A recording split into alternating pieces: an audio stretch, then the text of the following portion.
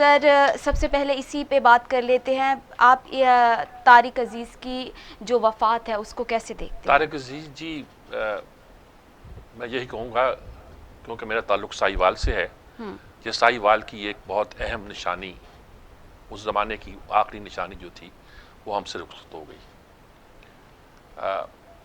सन 58 में साहिवाल कॉलेज का जो ग्रुप था, जिसमें नासिर शहजाद, जे अशरफ कुर्सी और लाहौर में मुरातब अख्तर जैसे लोग शामिल थे, अदबी लोग शामिल थे, मजीद अमजद और मनी नियाजी वगैरह साहिवाल में थे।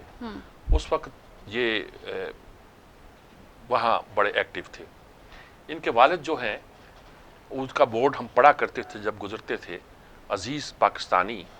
उन्होंने सन 36 में पाकिस्तान बनने से कोई 11 साल पहले अपने नाम के साथ पाकिस्तानी का लफ्ज़ लगाया था, और इस लिहाज से बड़े पक्के पाकिस्तानी थे। बाद में वो जब पाकिस्तान बन गया तो हुसैन शहीद सोहरवर्दी के पार्टी में शामिल हो गए, और सोहरवर्दी जब साहिवाल आते थे तो उनके घर पे ठहरते थे जी।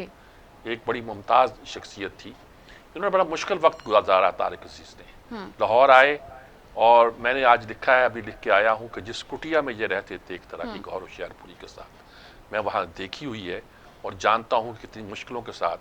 लेकिन जब टीवी आया तो इन्होंने एक लीजेंडरी रोल अदा किया। पहले एंकर के तौर पर टीवी ने इनको पेश किया, और उसके बाद नीलामगर की शोहरत जो थी वो दूसरे तमाम प्रोग्रामों पे छा गई, और इन्होंने एक अपनी आवाज़ से और अपने एक नए अंदाज से और एक नए तरीके से उस प्रोग्राम को 4 चांद लगा दिए। जी। फिल्म गालिबन पहली इंसानियत थी जिसमें उन्होंने काम किया था, और उसके बाद कसम उस वक्त की शायद जो फिल्म बनाई गई थी मशरकी और मशरकी पाकिस्तान की यकजहती के लिए, जी जी। जिसके नगमे जोश ने लिखे, जिसका स्क्रिप्ट फैज़ ने लिखा, और जिसे ए.जे. कारदार ने डायरेक्ट किया था, ये उस फिल्म में भी एक मरकजी किरदार के तौर पर सामने आए थे।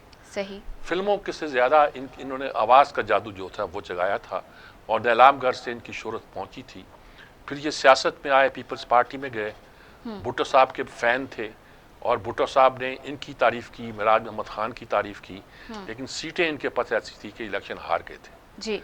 उसके बाद हालात जैसे भी बदलते रहे, फिर ये मुस्लिम लीग नून के टिकट पर मुंतखब हुए MNA, और फिर एक सानिया एक वाक़या हुआ सुप्रीम कोर्ट पे हमले का, जिसमें इनका नाम भी आया, और इन्होंने लहदगी इख्तियार कर ली सियासत से, और बिल्कुल बरीजुम्मा हो गए इन पूरे मामला से। एक सच्चे पाकिस्तानी थे अपने बाप की तरह, और आवाज़ में ऐसा जादू था कि लोगों को स्पेल बाउंड कर देते थे। ये जाके बशानी की कॉन्फ्रेंस में तकरीर करते रहे, जिसके नतीजे के तौर पर वापस आए तो टीवी वालों ने, PTV वालों ने इन्हें फारग कर दिया। लेकिन वो इस बात से डरते नहीं थे, एक इनकलाबी मजाज के आदमी थे, और उस इनकलाबी मजाज के साथ उन्होंने अपनी पूरी ज़िंदगी गुजारी। इनकी शादी ज़रा लेट हुई, लेकिन कराची में डॉक्टर हाजरा थी, और अच्छी क्वालिफाइड डॉक्टर थी, शायद फेलो थी वो, FRCP वगैरह थी। उसके बाद इनकी ज़िंदगी में और ठहराव भी आया एक तरह से। इन्होंने अच्छे शायर भी थे, और मैंने इनको हर तरह से उस मजाज के साथ देखा है। बहुत सी ज़ाती यादें भी हैं। अब मुझसे तो कम से कम 8, 9 साल 10 साल सीनियर थे, जी। और हमारे यानी कि साहिवाल के कॉलेज में उभरने से पहले ये ग्रुप जा चुका था सारा का सारा, जिसे हम 58 का ग्रुप कहते हैं। हमारा ज़माना तो 67 का था। सादत सईद, फ़हीम जोशी, बड़े बड़े लोग, अब्दुल कादर उस ज़माने के थे, और एक एक रवायत थी उस कॉलेज की। उस अदबी रवायत में ये पले बड़े, पाकिस्तानियत के साथ इन्होंने परवान चढ़े, और फिर आवाज़ का जादू जगाते हुए ये पूरे मुल्क पे छा गए। और इसमें कोई शक नहीं है कि he was a legendary anchor, और टीवी के पहले आवाज़ और टीवी के मकबूल तरीन प्रोग्राम के ये कंपेयर थे। अफसोस इसका बहुत से लोगों को हुआ। आज मेहदी हसन भी पुरानी यादें साहिवाल की ताज़ा कर रहे थे। कुछ बातें मुझे भी याद आई जो मैंने कुछ लिखी भी, लेकिन फ़िलहाल इन पर इतना ही काफ़ी है। जी सर, उनकी कोई औलाद नहीं थी। उन्होंने वसीयत में लिखा था कि मेरे तमाम असासे मैं पाकिस्तान के नाम करता हूँ। जी, उन्होंने कहा कि मेरे तमाम असासे पाकिस्तान के नाम करें। शादी बहुत लेट की थी, और डॉक्टर हाजरा जो थी वो इनकी वाइफ थी, और उन्होंने बहुत सलीके की औरत थी वो भी।